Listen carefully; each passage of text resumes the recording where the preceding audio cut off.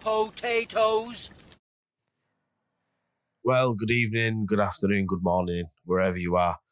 We are back for those that have listened to our first episode. Yep, episode 2 time. Episode two time. It's Chico time. So we're back. We're playing some more of our favourite game, Battle for Middle-earth. Well, Age of the Ring. Yeah, so I get confused with the versions and the updates and the expansions. It's all right, because at some point we will probably play Battle for Middle-earth 2, Battle for Middle-earth 1. Yeah, and to be fair, the name of the channel is Old Men of the West. Yep. So I've got a lot crammed into the L-brain box. Why Sometimes not? it fails me. For those of you which are listening and new, thank you very much for clicking on the video. Yep. Essentially, Much appreciated. I'm Tully, this is Tom. Hello. We play this fantastic game, best game ever made, Fight Me. And we generally discuss Lord of the Rings media and the wider media as a whole. And for those of you that listened to our first episode, thank you very much for coming back. We must have done something right. As we said at the last one, any input is greatly appreciated. So, my walrus mustached friend. They can't see that yet.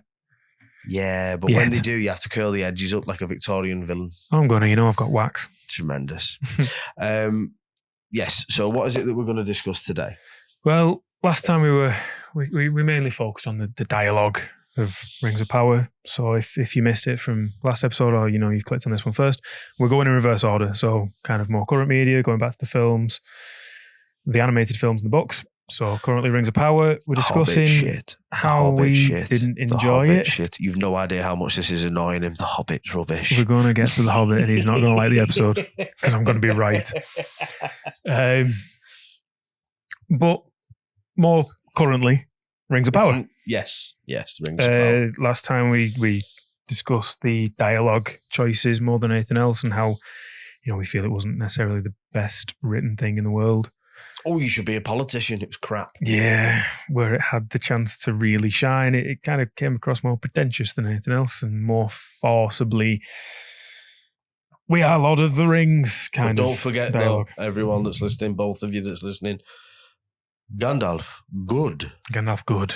Yeah, that was actually written with a very high budget. Someone got paid to write that shit. Someone got paid. Yeah. Amazes me. So, in terms of this week... Yep, this week we're moving on. We're moving on. I think we should look at a little bit of, I know we touched on it last week, but a little bit of world building, a little bit tactics that we use, other characters, because we didn't really explore. I think we did the main ones. We covered the main story arc, but there's other sort of B plots that we could look into. Yeah, we didn't touch on two of the storylines at all, really. If you want to ready up, we can crack on. We're playing a basic bridge map. We're going against two enemies. There's a few surprises in the middle. We're going to move on to, like Thule says, other characters, where we feel they fit into the story, if they were necessary additions, if they were played well, some better than others. Should we start with one which is a complete addition for the series? Yep. In Arondir, played by Ismail Cordova. I think I've pronounced that correctly. And do you know what? I think the first things first, credit where it's due. I don't think the actor did a bad job. I think it was very much another case of he did a very good job. The job he was given wasn't very good. Yeah. If that makes any sense. We have the best materials.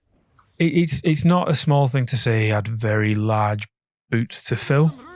Because he was Legolas 2.0. He was Legolas 2.0. It's just the way it is, really. You're always going to associate the main elven character with the old main elven character. That's a tongue twister. Say it again 3 times fast. I couldn't if you paid me. No. And he suffers from a lot of the same issues that other characters do in this series. AKA, the writing let him down. Yeah. Yeah, I think you're completely right. I think the dialogue beats, which again we discussed last week, let them down, but also sort of situationally and context wise. Get off my turf, you. Who's on your turf? You've gone right down the middle of the bloody thing. I'm on the left hand side of my base. You know, you're on the north of your base. And come at me, bro. You fuck. Wait till we play each other. We're on the same team. This is horrific. Oh, you wait. Which Go on, sorry. Which of my taverns are you? Left side. Yeah. Just 3. Rude. So I think so the context of which they were asked to exist, the actual decisions that they were roped into making were at times laughable. And I think Aronde is a really good example of that. Yeah. He's hundreds of years old. Granted, he was a farmer, but you ain't a farmer no more, son. Yeah, what did he say he was... when he's very first introduced, he's asked how long he's been on tour, been on duty. I want to say, is it 70 years or 700 years? It's an exorbitant amount of time anyway. Probably not. There's an exorbitant amount of time. But Are you going to research that right now? Given quite a range. I can do. No, because I don't know what I'll Google. That's a fair point. Either way. He's been there a good old while. He's been there a while. He's been watching over the Southlands. Generally a bit of a curring role. And I think it's fair to say he goes through some stuff. Yeah, I mean, man's seen some stuff. It isn't necessarily clear how kind of battle worn he is, if you get me. Well, there hasn't been any. He may have fought in the battle to liberate, but there hasn't been an uprising of such in that time period. There hasn't been. Obviously, we later on find out. By the way, I don't think we said this in the first episode. This will be riddled with spoilers. I don't know where you've clicked on it if you haven't watched it by now. Oh, God, yeah. But there hasn't been an uprising or any kind of disturbance. Not that we're led to believe anyway, of note. So I think it would be safe to say that actually he's essentially been a bit of a prison warden. Yeah, that's the opinion I got from him, though, because it gives no real sense of time scale, I guess. But no, more importantly, what's gone on in that time scale is what I'm getting at. So has he had to actually do anything, or has he been there in more of a hearing case? Yeah. I think that's more likely. So you give him certain allowances for that. Yeah, but what I mean is it gives more impact to what he has to do to defend the area if that's the case. Yes, it does. Yeah, he's not necessarily equipped for that. I think that either way, sort of, not to discredit everything you've just said, because you are 100% spot on, but I think there's a certain element of it. He's still a trained professional. Yeah. You know, he's he's bordering on a demigod-like being with his agility and strength. I think. I get you. So yes, you can make an allowance for it, but the writing should have still done better with him. It's fair to say that about a lot of stuff, yeah. I'm not saying he is well written. It might have just been a case of missed kind of gravitas, that he has actually seen some shit and he's ready for anything and all that kind of stuff. But either way, the writing didn't make it clear. No. This is no chance meeting. I mean, it didn't. What he ended up having to do at the end was massive. And he saw some shit. He saw all his friends murdered, basically. Yeah, quite savagely so. And one thing I will give it credit for, whilst we're talking, and we're going to come on to sort of visual effects on a later episode. Oh, I know what you're going to say. But I think a great choice, actually. Haha, that shocked you, didn't it? It did, actually, I think a great choice that they made was to go back to the roots with the visual effects for the orcs. Because I think, for me, and we joke about it, I think a major frustration I have is the choice of making the orcs in the Hobbit CGI. I don't get it. I think it was unnecessary. Yeah. It was just wrong. It was just objectively the wrong move, considering how much credit the first 3 films got. They had for making the decision to make them purely practical. They had the absolute groundwork. And I mean, this isn't... It's definitely not going to be the first time I say it, especially when we get onto visual effects. I don't know to what capacity Weta Workshop were involved with this series. You would die on this hill, wouldn't you? I absolutely would. They had a total budget that was like 3 times more than the entire movie trilogy for this season. Why wouldn't that be the first phone call you made? I don't know. I really, really don't know. I think He might have been on in some kind of capacity, and an it's, advisory. You know, they've not come across as the work in such a stunning way as it did in the films. But if I was Mr. Bezos or whoever was in charge of producing the entire fucking thing, the shit show, I would have thrown money at him. Yeah, and gone help. Yeah. I think a team that literally won Academy Awards, yes, for being involved in the same property, why you then wouldn't ask them to be involved directly? Yeah, is completely beyond me. It's completely beyond me. Makes no sense. No, it doesn't. But and is it arrogance? Is it trying to distance yourself from your initial material? I don't know. Is the honest answer. I don't know the answer to that. Trust me. But you bought it was the right rights choice to a property that has got a truly not just beloved place in people's hearts, but it's almost got a dynasty to it. And that's massively because of those films. So to essentially act like they are to be discredited is one of the most singularly bizarre decisions I've ever seen in media. I know that's a dramatic sentence to say. No, it's very true, but we could be completely wrong, and they were, Weta were completely involved with the process of Rings of Power. Could be. And they just dropped the ball. Could be. In my eyes, say that again.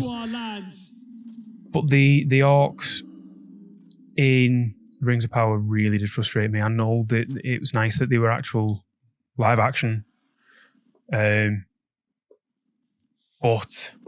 the absolute blatant imagery of the elven helmets that the orcs were wearing. Yeah, those tie-ins I thought were very, very odd. I didn't see. I hated that. How really that was it. beneficial. I think it was just, again, it's that thing that we discussed last week where they're left in between a rock and a hard place, not to give them credit where it's undue, but they are left in between a rock and a hard place to a certain extent because they're trying to accommodate die-hard fans and people that have got no experience in this IP at all. Yeah. And that's a very difficult balancing act to achieve. Oh, Louis Theroux's dead. I mean, I get Sorry, that. Louis. Sorry, BBC. Your main cash cow's kept it. I know it was said that, the orcs were twisted and tortured elves. But there's something that I'll always stick to, and I think it might have been one of Tolkien's letters, where I love the letters. He started going back on it. Yeah, he said it makes no sense. He did. It doesn't make any sense because how could you change the genetic coding? Essentially, yeah. I don't think he quite worded it like that, but it was about how the elves are that pure. The light it just of wouldn't have Valinor happened. lives in them. Yeah, and that's a major story beat in this as well, which isn't to be forgotten. But it makes his alternative is that it makes the process of making the orcs more sinister because it was supposed to be spawn of men and goblins and all sorts of undesirable creatures being bred together. Which makes more sense for a genocidal dark army of the planet. It's the way that Morgoth would have had it twisted. And I get the other side, he wanted to take the elves, the most pure creation, and twist them as well. But I think the elves would have not withstood it, but it was kiss my ass, wasn't it? It was. To Alu Aruvatar. I never pronounced that correctly. And I think another thing with the orcs as well, I really like Joseph Mowley, played Adar. The father means father in Orcish, doesn't it? Yeah. For those who are Game of Thrones fans, such as myself, Benjamin Stark. Oh, I thought I recognised him. Benjamin, yeah. The one who turns half White Walker. Cold Hands, yeah. I liked his portrayal, but again, it wasn't necessarily the portrayal I had a problem with. It was the character itself. It left a lot to be desired. They introduced him as an antagonist to deflect from the really obvious, this is Sauron. Yeah. It was another forced upon you mystery, who is it kind of thing. And it didn't work for me. No one. That from the very beginning fooled nobody. Yeah. It was an interesting character in his own right. He was, and he could have done a lot with him. Yeah, he didn't need the mystery kind of thrown on him.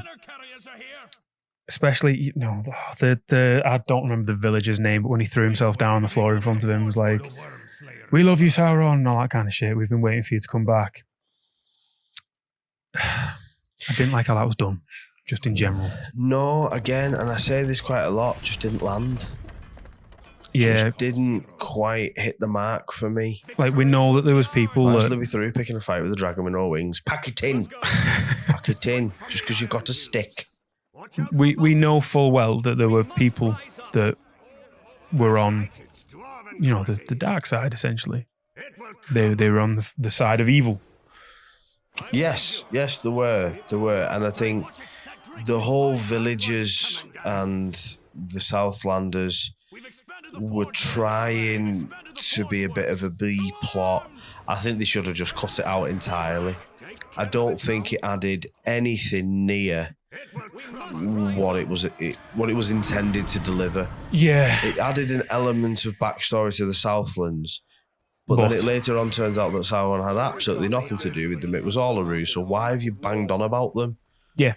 I don't. I'm just going to do loads of archers. For the secrets that we haven't showed them yet. It's horrific. Yeah, I haven't showed them yet either. No, it's horrible. Yeah, so it was like, we're going to bang on about the Southlands for essentially no reason. Yeah, it's just... This guy that looks very much like Aronde's son, that we are never going to mention whether it's his son or not. This sword, which looks like some sort of Deus Ex Machina super weapon, that's a key. Oh. It's a fancy key. How do we make a sword look evil? Oh, you've got to do a blood sacrifice to make it work, and it's a lightsaber. No. And what does the lightsaber do? Opens a nasty door. Opens a volcano. Oh, the fucking volcano. Now, we've got to build to that. Yeah, we'll build to that. Just makes me wince. But the fact that this... Do you know a big thing for me? Sorry. No, we did it again. Carry on. The fact that the... what are them... so, the whole evil sword thing. Yes. The world's most counterproductive key. That was a trigger for a Rube Goldberg machine that turned on a volcano. As a concept. But this is it. Makes zero sense. No, it doesn't make zero sense. Morgoth's ultimate plan. We're going to make this sword with zero instructions. It's going to injure the wielder. That's then going to go in this hole. She's then going to swing a paint can off a string. Yep. That's going to hit a bowling ball down a piece of guttering. Like, stop it. Just stop it. Yes. What are you playing at? There's too many things going on here. There's too many moving parts. You should be ashamed of yourself. The fact that I get it. They needed some kind of method of showing, oh no, look, it really is Mordor. There's a volcano. Well, come the fuck on. Yeah, but we'll build to the volcano because I've got even more problems with that. Yeah, the volcano is a conversation in itself. But again, if we come back to the character of Arondir. Yes, the elven gentleman that is protecting the valley. Yes. Very noble. Very good of you. Thank you very much. Yes. So if we look at, and this is a big problem, I think, with the entire property. The tactics were woefully done. We have this fortress. Yes. So it's uphill, fantastic vantage point. One entrance made from elven tech, if you like. Mm-hmm. Very, very sturdy, very well built, been defensive. I was just had to show them the surprise. Yeah, that's okay. Let's have a look. There's a horrific surprise of 2 Saurons. And look. Oh no, I'll tell you another surprise in a minute. I'm going to make my catapult stop picking a fight with catapult. one. Why is it my catapult? Oh, it's even your catapult. Oh no. You and that walrus mustache. It's all right. It's going away. So we've got Not the mustache, don't Not worry. the mustache, don't do that. Everyone needs a trademark. So we've got this really highly defensible structure. Should we use said highly defensible structure? No. Nah. Do you know what we're going to do? We're going to collapse it and go and hide on wooden huts. Yep. Sorry, just run that by me again. We're going to abandon the fortress, which would limit their numbers, which is their main advantage. So we'll limit their numbers and we'll go and sit on top of a thatched roof so they can shoot fire arrows at. Am I the only one that feels like headbutting the writer's desk at this point? Take them. If I had to lead a village full of untrained civilians, yes, I know they got a training montage. They got a fucking training montage. Even Rocket had montage. Oh, that wound me up. Yeah, they did, yeah. In its own right. But if I was going to defend a place with a bunch of untrained civilians, I wouldn't take them back to the houses made of wood and rely on things like a cart rolling down a hill. It's again, they're obsessed with the film Home Alone. They're obsessed with it. I'm telling you, someone's going to get an iron to the head in a minute. Oh, it's just absolutely unnecessary. Isn't it? Are they going to stand on some marbles? It's pathetic. They'd be in the fortress. It was very convenient as well that tower was made to fall down. But why couldn't that have been done as well? What, are you suggesting that we build a defensive mechanism that doesn't intrinsically destroy our own fortress? Yeah, a little bit. You wash your mouth out. A little bit. If they had to come uphill to attack that position, it would only make sense to have some kind of quite a narrow path as well. Yeah. So they've got quite a narrow path. The main thing that they had, they were better armoured. They were all horrible. The orcs probably smell quite bad. But we managed to condense them into probably 5 or 6 abreast. We can rain arrows on them from above. Yep. We can make it extremely difficult. Throw rocks, anything. All that good stuff. Worst comes to the worst. They get to the door. We'll kill that many of them directly underneath us that they will basically make a flesh shield. Brilliant. Yeah. Brilliant. You've smashed ruthless. it. Do you know what? You might even survive. Yeah, but have you seen how comfy it is to lie on thatch? I just really like the old thatch idea. Yeah. There's just something special about shooting fire arrows from a conveniently dry building made of essentially tinder. Tinder, yeah, you've got a tinder box underneath you. The other aggravating part of that is that it was suggested by I forgot his name again. Arondir. Arondir, yeah. It was his let's catch him off guard kind of moment. Yeah, I'll tell you why it caught him off guard, because it's ridiculous. It caught him off guard because it is the wrong choice. Yeah. They'll never expect us to completely sabotage our own well-being. No shit. It's because you'd have to be a nutcase to do it. Wind your neck in. But the tactics in general, like, the similar because it was all part of the same conflict. But my issue with the Númenórean reinforcements knows no bounds. Really knows no bounds, because we're going to send reinforcements from Númenor. Okay. Do you know how many people you're facing? Nah. Do you know where they are? Nah. Do you even know that they need any help? Nah, not really. We're just going to ride that way on the off chance we come across someone that needs a lift. We're going to ride that way and hope for the best. Okay, so you don't know how many you're fighting. You don't know what the terrain is you're going into. You have very little reconnaissance. What's the best thing to do? Sizable force, so there's a good chance you've got numbers advantage. Over here. Just 30 or 40 horses. Yeah, just a few horses. 30, I'll do, surely. Have obviously. you ever been to a gymkhana? Half of one of those. Like, it doesn't make sense. And yes, it's high fantasy. It's not supposed to make sense. If I sat there and watched Celebrimbor do his tax returns, I'd turn it off. This is it. But But you need at least a bit of effort. And again, I pull back to Game of Thrones, and I pull back to Game of Thrones because, not the later seasons, because their tactics were even worse. But I pull back to Game of Thrones because that's what they wanted to make. That was of that level of cultural relevance. Why was the Battle of the Blackwater one of the best episodes? Other than because Miguel Sapochnik directed it. Because it was tactically very good. Yes. It Because made you sense. could see the cogs turning to an extent. You could see that, right, okay, we're not going to have the numbers on Stannis. What have we got? A fortress. Okay, where's he got? No choice but to attack the Mudgate. What do you reckon our best plan is? We'll protect the Mudgate for a kick-off. Yeah. This Brilliant. is step one. How's he going to attack us? Probably by boat. Right, should we put something in place that's going to make it super difficult for him to attack by boat and actually completely turn that idea against him? Genius! Yeah. What are you going to do? I'm going to collapse me castle. Shut your face. Get out of the War Council. You're banned for life. You can go and play with sticks. I mean, they did that as well at the point where they knew or they suspected that this sword was the key. They found the whole kind of shrine-looking thing and the port where you put something in. They did, aye. Why wasn't someone given a horse with that sword and told to go that way? How far?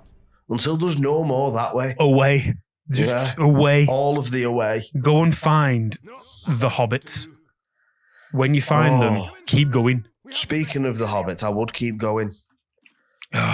So I made notes. It was a bit of a decent segue, that, wasn't it? It was almost like you planned it, and I know that you didn't. So the Harfoots, as they are called, Fucking Harfoot. they are literal murderers. They're meant to be this Greta Thunberg, like Lovers of the earth. lovers of the earth. They've done wrong. Take their wheels and fucking leave them. They've Sorry, done, what? What you gonna do? You're gonna take the wheels. Whose wheels? The guy that's broke his ankle. Right. Why is that? Because you talked to someone over 4'6". Right. That seems reasonable. They talked to an outsider, a guy who fell from the sky and was illiterate. And has essentially done his best to help. Yes. I'm not saying it worked No. all the time, but actually, He's tried. he's tried, and almost every time he's tried, something positive has come from it. Yeah, you just have Almost no every patience time. with You've it. just got no patience. In the books, the Harfoots existed. In the Silmarillion, the Harfoots did exist. I get that. But they did not migrate Fucking, to the borough. They just didn't. they're not a, what is it in Monty Python? Eastern swallow or something like that. African swallow. Yeah. Is that an African swallow or a European swallow? I don't know. And this is how bad, we're talking about characters, aren't we? So this is how bad they were as characters. Yes. As we mentioned in the first one, like, need help from your community, do you? Is that what you need? Nah, get fucked. But we will write you down in this book, and then, every now and then we'll all get together in a big circle and we'll laugh to your demise. What? Yep. Why did they laugh at the end of that? You miniature sociopath. All stood there going, no one left behind. Apart from Jim. We'll remember these people, apart from the ones who fell behind in hilarious fashion. Another worst bit. How did they sign off? From guffawing at laughter of their fallen comrades. With the sentence, we wait for you. Where are you waiting? Where are you really in the afterlife? You're seriously taking the piss, Sunbeam. It's quite a wait. Horrible. I don't get it at all. And this is how bad it was, right? In the original books and the films, the orcs of Khazad-dûm are better. So basically, the reason that's given for them sort of chasing the Fellowship as they do, which isn't really explored too much in the films, but they do chase the Fellowship, is because of how many of their people got killed in that altercation, right? Right. So if we break that down, what does that show us? They have a sense of community. Yeah. They have a reverence for the dead. They understand death. They want revenge. They have love. So all of that basically boils down to they are more relatable than the Harfoots. Like, it's just non-excusable. They So care have about more the of a community. they have a deeper sense of cultural importance for each other than the precursor to the Hobbits, whose entire thing is that we are a culture. We are a people. We're a group. We're a group. We're a collective. We are the Hobbits. Is it ever mentioned why they migrate like they do? No. Why am I being attacked? Where did that Drake come from? I have no idea. I just went on a mad one. Just for a butty, I think. Just go for a mad one for a butty. And again, get your they Drake have done. something called the Grove.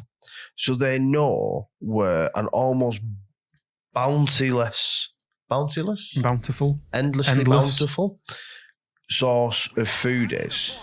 But instead, for 8 months of the year, we're just going to mooch about the wilderness, dealing with wargs that look like essentially rabid poodles. Let's not start on the wargs just yet. We can't start on the wargs just yet.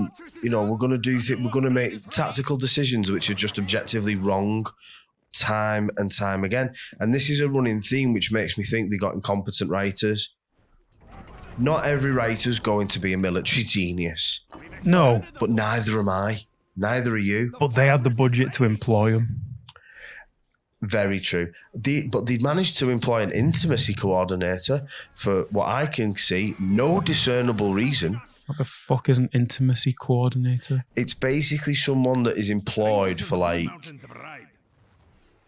kissing scenes. Right.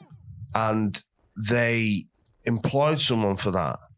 And to this day, I don't know why.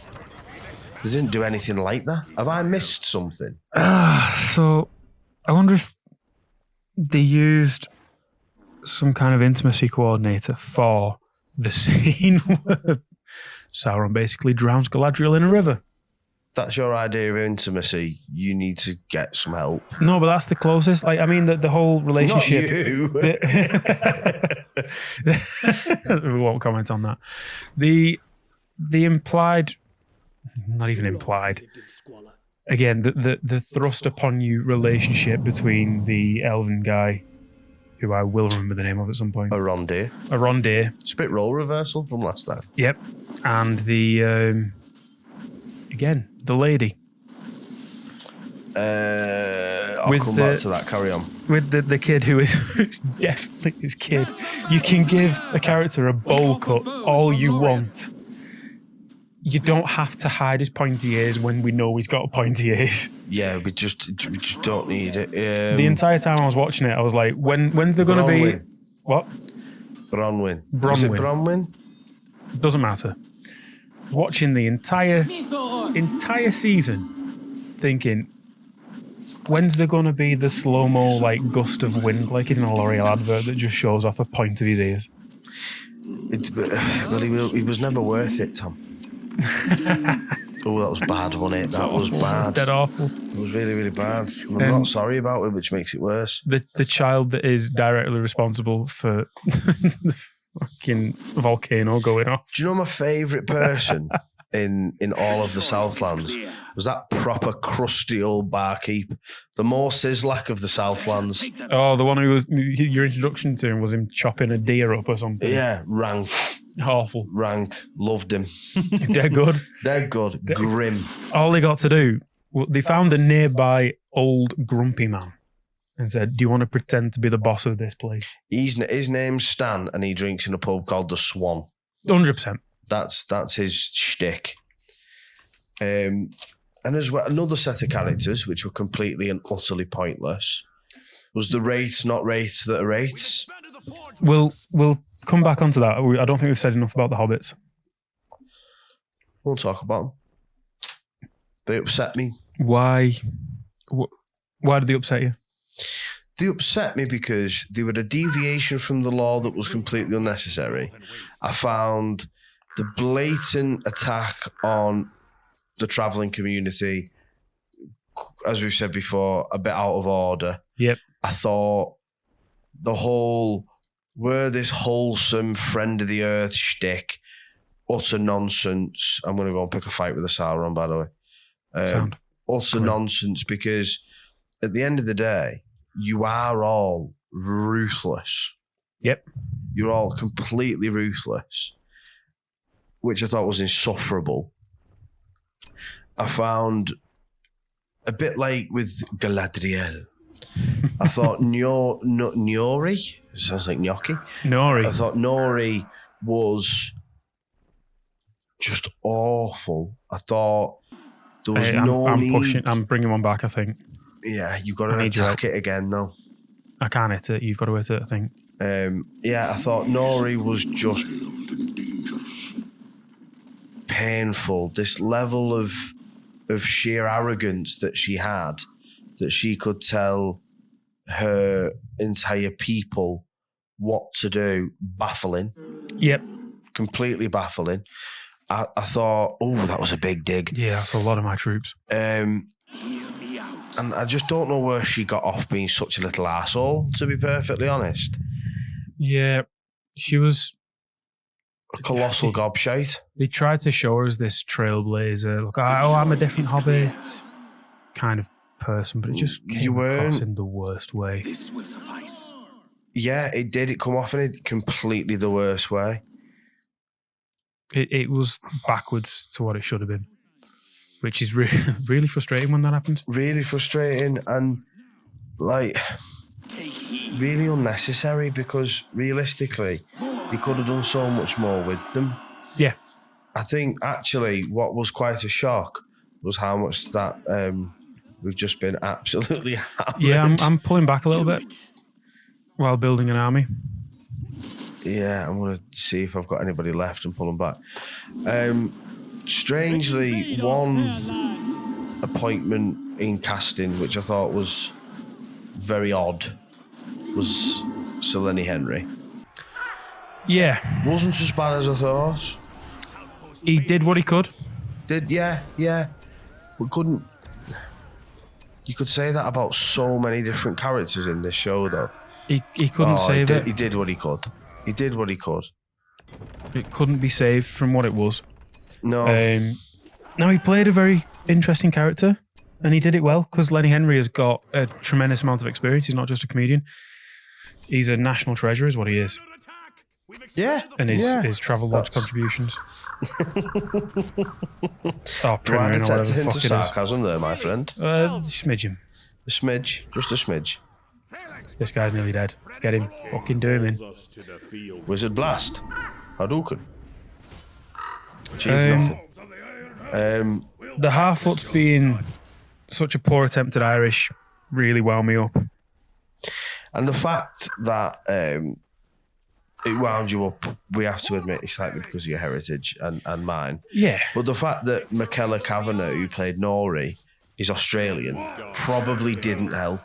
Are you trying to tell me, like, there's a really good quote from George R. Martin when he gets questioned on the ethnicity of some of the extras. Right.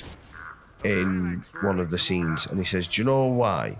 You put an open casting call out in Morocco. Moroccans turn up. Yep. Perfectly reasonable thing to expect. Love or hate it, that's geographically relevant. I'm not casting aspersions on whether that was the right imagery to send. That's not my place to make a comment on. What I am saying is, it's an example of where casting is somewhat dictated to by the area that you're in. They shot this series, all over the world. The location expanse was huge. Yeah. So it's not got that problem. So it's exactly, basically what he says is, for us to cart in a load of people from Ireland, he actually uses that example, extras from Ireland, would have been cost prohibitive. I don't think anything was cost prohibitive for this series. Nope, they had a blank checkbook, and for sure. If you were looking to have people with an Irish accent, cast people with an Irish accent then. Do you know who's Irish people with... do you know who has Irish accents? Go on. Irish people. The old Irish. They're quite, you know what? You could even say they're known for it. Weirdly. It's weird. It's stunning, but it's true. I personally like I said, found the Irish accent and the nomadic lifestyle of them a bit problematic. I did. But if you want to... It's very on the nose. Yeah, if you want to say that that's not a problem in your opinion, then that's up to you. I'm not here to say anybody's right, wrong, or indifferent on anything that they think. But if you're going to make that decision, do it properly and hire people from Ireland then. Yeah. There's some fantastic Irish actors. Yeah. And there has been for time immemorial. So I'm not having it that there's not a young Irish actor out there that couldn't have done that part justice. I'm just not having it. It's growing up with Irish people, I feel it's more obvious to us than most what a Hollywood Irish accent is.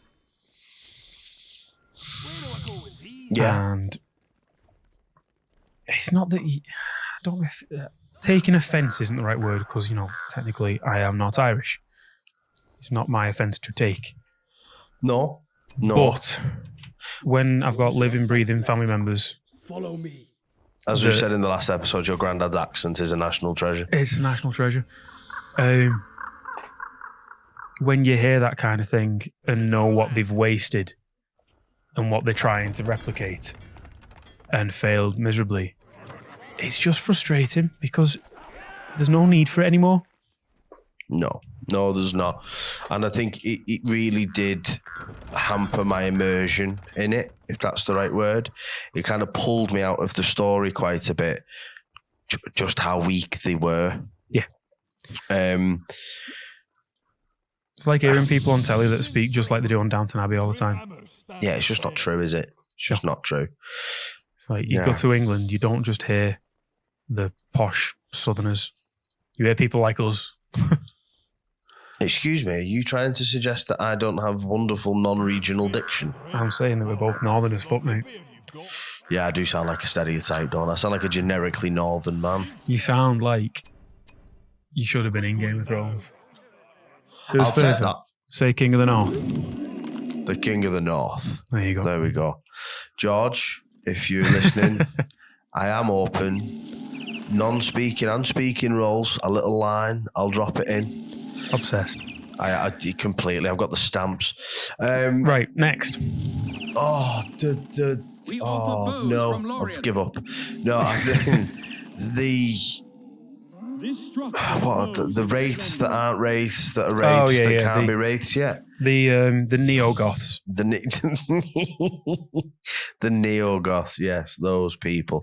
They reminded me. What are you playing at? Immediately. Have you seen that video?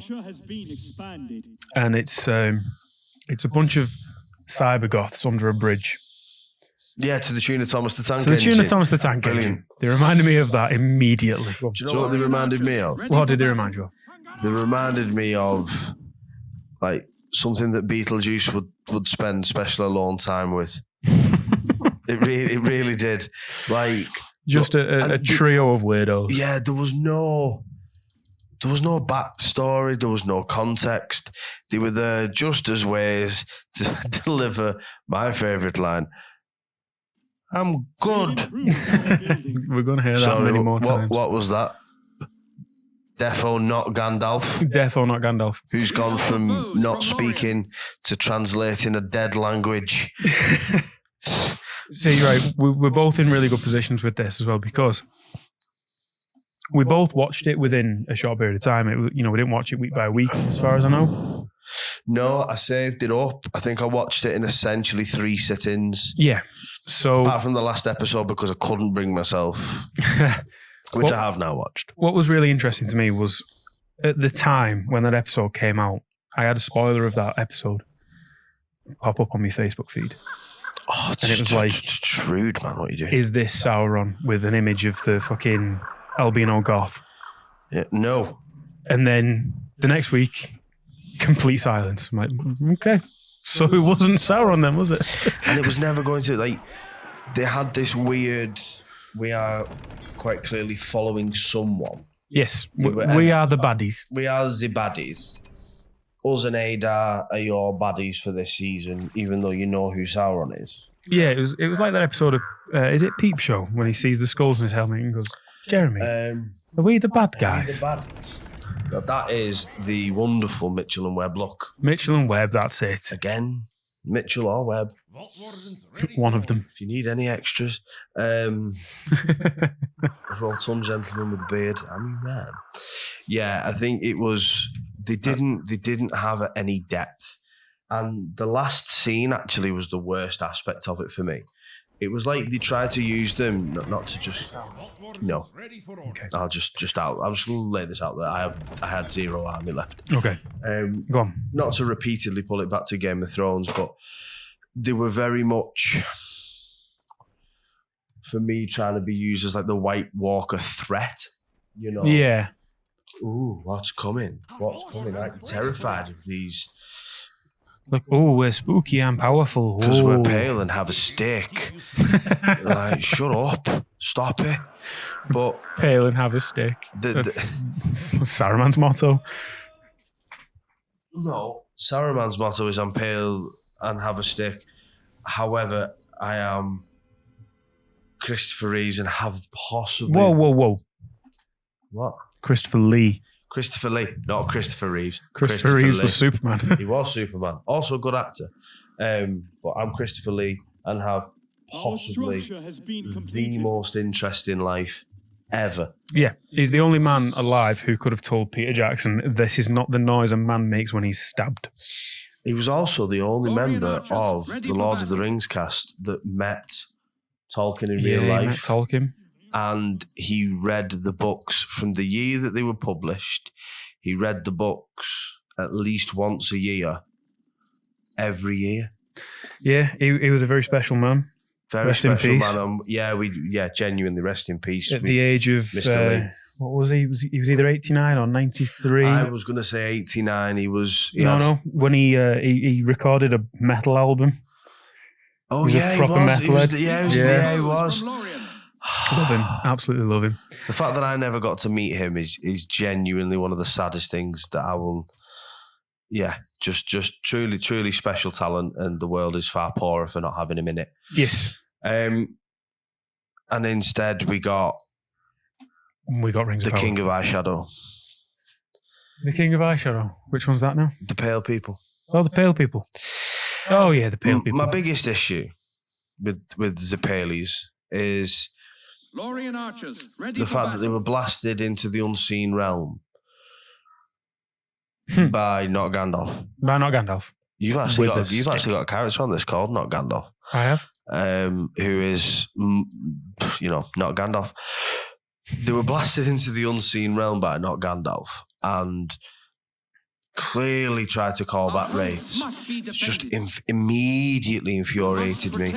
9 rings for the leaders of men. We know them. However, they've not been created yet. This whole series is based on the Rings of Power. The Elven Rings were made first. Yep. The only one I can remember is Nenya. I'm pretty sure that's Galadriel's one. The ring, and then you've got the other 2, fire and water. We know that the mechanism that turned them into what they turned into does not exist yet. No, because the One Ring hasn't been forged. There is nothing to have dominion over. No, basically. And even then, the books, the source material is very, very clear. At first, they worked. Yeah. At first, they got all of the things that they were promised. I mean, there's a good thing off the back of that, though. Please, sir. I am hoping that in season 2 they use that plethora of information that they've got to find out who these kings of men are. But more importantly, I want to see Angmar. Yeah, it's a fully functioning society. Yeah. I'd love to see. I mean, it'd take more than 10 series just to show the development of that and where it led to, and the corruption of those men and how they become the Wraiths. The Witch King. And that passage of time, basically, which they've already proven they're not very good at doing. But Well, there wasn't any time. They could just teleport. Yeah, exactly. The whole backstory of that corruption would be so interesting. It'd be such a fantastic story. But instead, we get a hint, and not in that in a kind of obvious. No, it was a bit too obvious, but in a kind of hinty way, like these guys might be wraiths, but anyone that has the slightest clue knows that they are not wraiths. Yeah, and again, there wasn't a need to put them in that kind of way. No, and I keep pulling back to this, and maybe I'm banging the same drum, but I do appreciate that. Where are we going? Yeah, they had to. They had to have an evil interest. They had to have an evil interest. I'm just going to pull my siege back because otherwise it just kills us. I appreciate that they had to have an evil interest. They had to have some sort of protagonists. Yeah, and also they had to allow for the interest of the common watcher, if that's the best way to put it. Yeah. And in order to do that efficiently, they can put things in that would infuriate us, but not them. Fine. But why they consistently seem to make choices which make no sense, I don't know.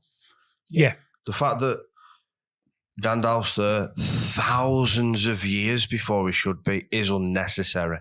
Yeah, it was very much, here's a character you recognise, or is it kind of thing. And as well, why is it when one of the wraiths got blasted, he got moth face? Yeah. Why moth face? But the other question is, if they're there before the wraiths are a thing, it's obviously not Sauron because a fresh spawn Gandalf couldn't kill Sauron. No. For love nor money. No. A Sauron that's been there before the first silence broke. Do you know what? I forgot that on our last episode. I'll give it one thing. That was an exceptional line. Which one?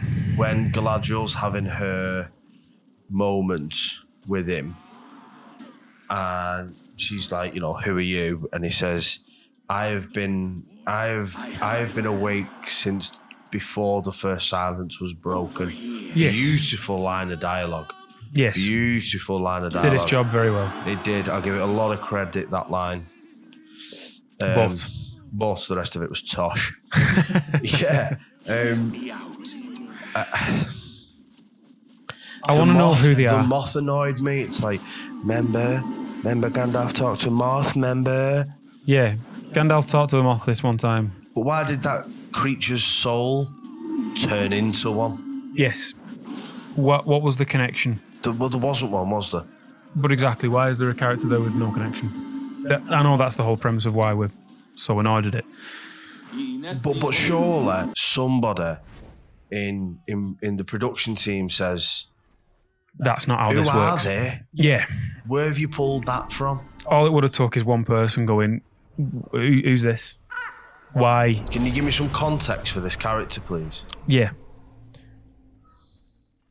Are they here for a reason? No, he's just going to be Gandalf's exposition to realise that he's magic and can use a stick and is good.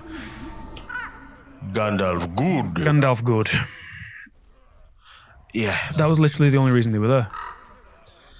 And I know Gandalf has to have a bit of a formative experience. He needs to learn who he is. Yeah, his whole character arc kind of thing. He doesn't. He needs to stay in heaven, or the embodiment of heaven in this world, and do nothing for about 1,500 years until he gets there. But yes. Moving on, that point aside, I get there has to be some sort of trigger. Yeah.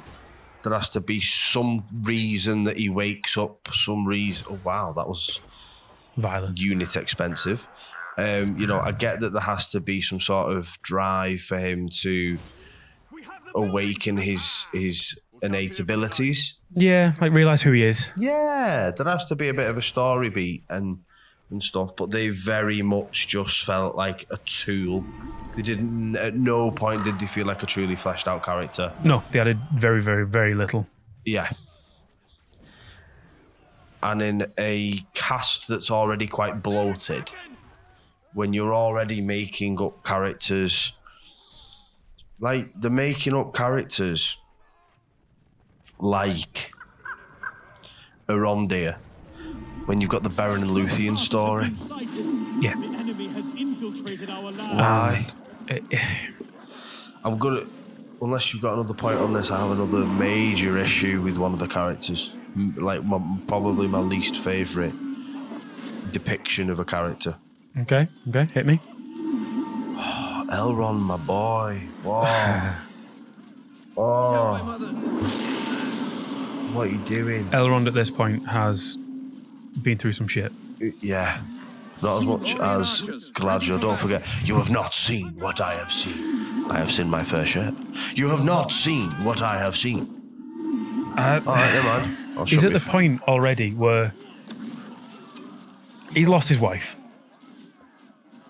His wife's gone. Yeah, but where? No, she was captured by orcs, tormented, twisted, tortured. Right, okay. She was rescued again.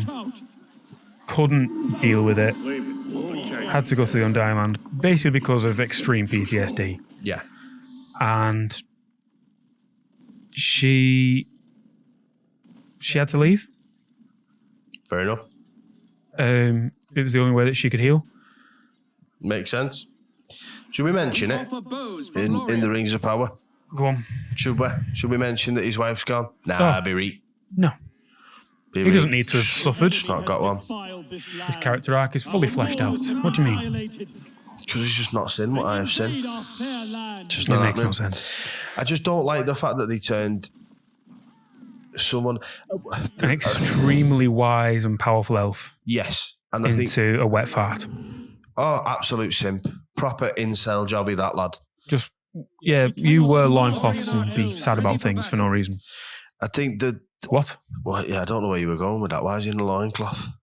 Well, you know what I mean. All the kind of I know. flowy Roman garb and all that kind of shit. Like. I have a plan.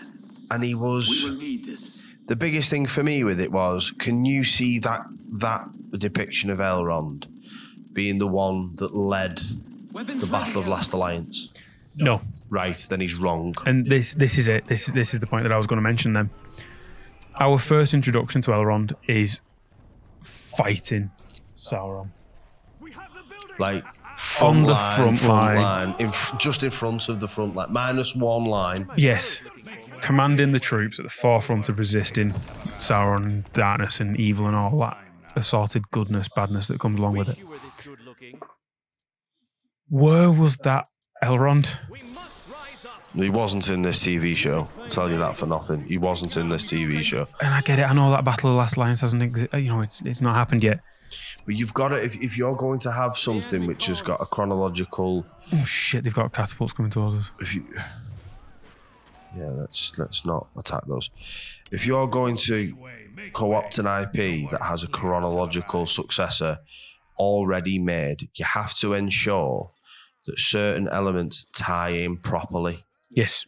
Because if they don't, it's going to, especially one that's as beloved as this one. If you don't, the films are already done. They're sorted. They don't need tweaking. They're perfect. Well, they're not perfect, but they're pretty damn close. Yeah. The only thing that's going to suffer from your new product not tying them in properly is your product. Yeah, we needed to see a hint of Elrond being the powerful bastard that he is. Yeah. And we didn't get it. Gift of foresight. Yeah, he's one of the few that have it. Like, there's rumours that his even surpasses Gandalf's. Gandalf's was more, I kind of feel it. Do you know what, again, and I did like some of the tiebacks they did with Gandalf. I quite like the bit where he was on about, the air doesn't quite, smells a bit sweeter this way.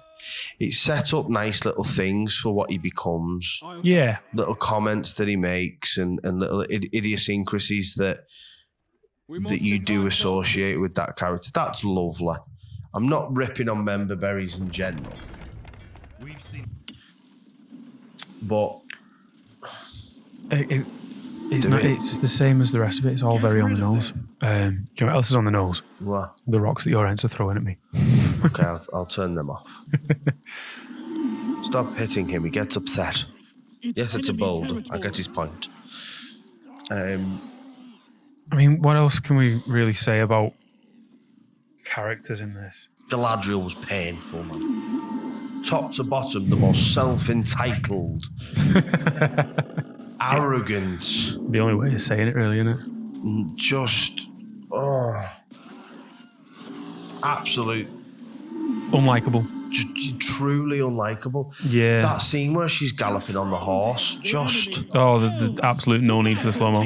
Morphin Clark. Why did you look like you had wind? I don't get what were you going for there, love? Was it just freedom? Was it? It really annoyed me Chipotle? because I don't get it. that shot was the one standout, absolutely unnecessary shot. You know what I mean? Yeah. It was the one. It was like someone on set one day went, let's do it in slow mo. Look dead cool. Do it in slow mo. It's A-level film studies kind of shit. That we've got a camera that can do 240 frames a second. Let's use it. No, you don't need it. It's pointless.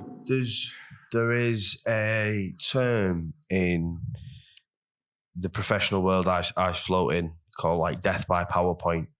Knowing someone's new to PowerPoint, Yes, and they do a lot of all the transitions, animations, and all slides, the slides, yeah. all the effects, phasing in, phasing out, spiraling in a star shape. Mm-hmm. All it does is make that your presentation almost impossible to follow. Should Yep. we have a little push here? Makes it look cheap, no matter what you do. Yeah, it does. It makes it look really, really cheap. That's what that shot reminded me of. Yeah, it was fully unnecessary. Fully unnecessary. It added nothing and detracted quite a bit. It did the typical Hollywood thing of, look, pretty lady on horse. You know what I mean? Yeah. And it just wasn't necessary. Like we needed Galadriel to be actually powerful, because when you see her for the first time in the films, you should be terrified of her. Yeah. Yeah. There's a reverence to her. Yeah. And do you know what I really liked about Cate Blanchett's portrayal? She was powerful without having to tell everybody. Yes. Like, if you ever come across anyone that says, "Do you know who I am?" The answer's no one. Yeah. That's what I felt with Galadriel. If she told me one more time she was the leader of the Northern armies, I was going to ask for, like, can I see your CV? Yeah. And the Northern Army that we did see was 8 elves getting fucked up by a snow troll. That as well. I can't go on. Commander, we need to stop for him. No, we cannot go back. What? 3 foot? Yeah. You can't go back 8 paces. You evil. You should be a half foot. You're horrible. Oh, does that mean someone's getting left behind? Looks Take like his wheels it. and write him down in a book and we'll laugh about it later. Yeah, it just. I wish. And do you know what? They absolutely had the budget for it. A battle. I will keep my people safe. I want to see her Die, beast. doing the cool army leadership shit. Yeah, and do you not think when they actually did try and give her a bit of physical, combative stuff, it was just really unrealistic? Yes, okay, you're an elf, you're bordering on a demigod, I get it. What's that? Haldair's fallen? What a shock. It's like Sean Bean, the ultimate spoiler. Don't get attached to any character he ever plays. Apart from Sharp. Sharp was the boy. Like, the snow troll. Yeah. What makes her ability so much better than her army? Why can't these... Apparently, if you're the leader of the Northern armies and this is all that's left, I would imagine that the team that are left are somewhat good at what they do. They should essentially be the special forces of the elves. They are the SAS of the elves. Yes, they are. And instead, they have to go, Miss, Yeah. can you help? They kind Can't of. do my maths homework. Like, and that's no aspersion on the fact that she's female or male, because for me, for elves, it really doesn't matter. One of the only things I liked in The Hobbit was the introduction of You're going to say Tariel now, aren't you? Tariel, yeah. Probably the The one part thing that you didn't don't like. exist, Yeah, the yeah. part that didn't exist, and that's generally something I dislike. But I quite like the character. Bloody... Truly loved the character of go on. Aragorn's wife in the films. Arwen. Arwen. Oh, it's all one of them. It's all got too many vowels in it. Eowyn's the one who made the bad soup. Oh yeah, who got with Faramir? Who got with Faramir, yeah. Yeah. Not a lot of people know that. It's not in the theatrical cut. But yeah, I don't think it matters, especially with elves. They're powerful in their own right. But I didn't understand why she was more powerful than this crack elite team that she had working with her. Yeah. That didn't. And so tell me, if she is, tell me. It's fine. Actually, no, don't. Show me. Yeah, okay, you showed me fighting a troll. But then put the two together. They were very much, for 99% of the time, we're going to tell you an exposition dump, or we're going to just go, look, take our word for it. Yeah. I don't ever think they got the blend of those two things quite right.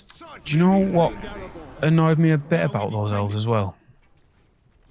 Is one of them, or maybe more than one, got really, really messed up by that troll. Like, really messed up. Yeah. But they all walk it off. Yeah, that is a running theme in a lot of productions that I find incredibly infuriating. You can get run over, you can get your head kicked in, and it's all right because you apparently heal like Wolverine. Yeah, there's a difference between elven medicine and ridiculousness. Yeah, just outright magic. It feels like in Rings of Power, they were avoiding using violence. This one's mine. Do you know what I mean? I'll push through. Then make something else. It feels like they if they were doing the film trilogy, they wouldn't have had Haldir killed in such a brutal way. Just to touch on a name that's already come up. They wouldn't have let Lurtz get beheaded. No. Way, victorious. We win. We win. Yeah, they wouldn't have had Boromir being so slow-mo used properly. Yeah. Really, Absolutely and trying to impaled. fight it off. Yeah, they wouldn't. But they needed to. They needed to have that bit of brutality. But they did it in a way that it landed because you had an emotional connection to that character pretty much from the off. You understood their motivations, their drives. I cannot honestly say that about anybody other than Galadriel, who managed to make it so that not only did I understand her drives and passions, but by the end of it, I just found them infuriating like the rest of her. Yeah. So one character that's fleshed out was frustrating, and what they did to Celebrimbor is just a genuine travesty. Unforgivable. It really, really is. They needed, like, the one part of it that could be seen as brutal, and it was, it was a big exposition kind of thing, was when the Southlanders were fighting what they thought were the orcs, and it was really the other villagers dressed up. But that exposition again, saw it coming from a mile away. You did. And I happen to think Charles, going back to Celebrimbor, I think Charles Edwards did a very reputable job. And I think the last episode his part was serviceable, except they seemed to turn him into some sort of inept, like, just apprentice. Yeah. Who didn't actually make anything. Yeah. Wandered around and watched his apprentice make stuff. Yeah, he watched his lackeys do the work, which is a massive disservice to his skill. That felt very rushed in general, that episode. It was all about Galadriel having this vision and the offer from Sauron, Halbrand, however you want to call it. I did quite like how Halbrand's face subtly changed and got darker and more corrupted as he embraced the Sauron and was dropping the Haldir facade. Haldir? Not Haldir. Halbrand. Halbrand facade. And again, I think Charlie Vickers did probably the best job on the series. I actually, do you know what I found really painful? And they managed to do this, which I thought was almost impossible. Go on. They managed to make me dislike Galadriel and root for Sauron. Yeah. He was a true leader. He fought for his people. He thought he was doing the right thing. Very Thanos-esque. I am doing this because it will help. I don't think that was actually his motivation, but it had a little layer of... It was very, I'm doing this because I feel it's right. Yeah, and I can get... Not that I can get behind that, because some truly horrific atrocities in the real world have been done off the back of somebody thinking that something is right. However, at least I understood... the motivation. His motivating factors. I'm honouring Morgoth. But actually, when the shackles came off, I could be my own man. I could protect my people, the orcs. We could dominate, but also bring peace to the earth. I think that was a bit of a con to get Galadriel on side. But it was. Again, there was an element of development there that didn't really come from anything else. I cannot honestly tell you the journey emotionally that Galadriel went on from the first episode to the last. I can't. No. Again, Elendil didn't go on any kind of journey.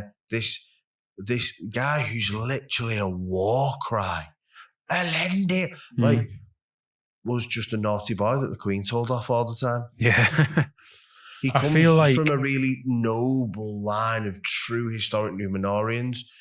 He's just a guy that drove a boat. Yeah. He was just he taught people how to ride boats. I feel like if it was written a bit better and the reveal of Halbrand being Sauron was a genuine surprise, it would have been fantastic.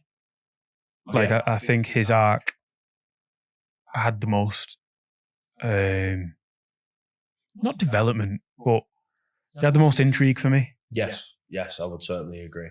And I wish it had been a surprise. Yeah. And the fact that Elendil couldn't seem to really care less about the fact that his son weighed in after about 15 minutes. Yeah. Being a father didn't sit right with me in the slightest. But yeah, I think that's a lot of what I had to say about characters. And again, thank you for listening. It genuinely means a lot. We'll be getting on episode 3 the week after this, I think. Yeah. Because we're getting a little bit late on our session now. But yeah, once again, if you've got any thoughts, any opinions on stuff, chuck them in the comments. If we do see something that we want to talk about, and you have a different point, and not necessarily that you want it to be heard, but you want it to be kind of discussed, and I'd like to do that as well. If you have the opinion, shout out as well. We're not going to try and co-opt other people's opinions as our own. We'll certainly credit where it's due, but we'll discuss.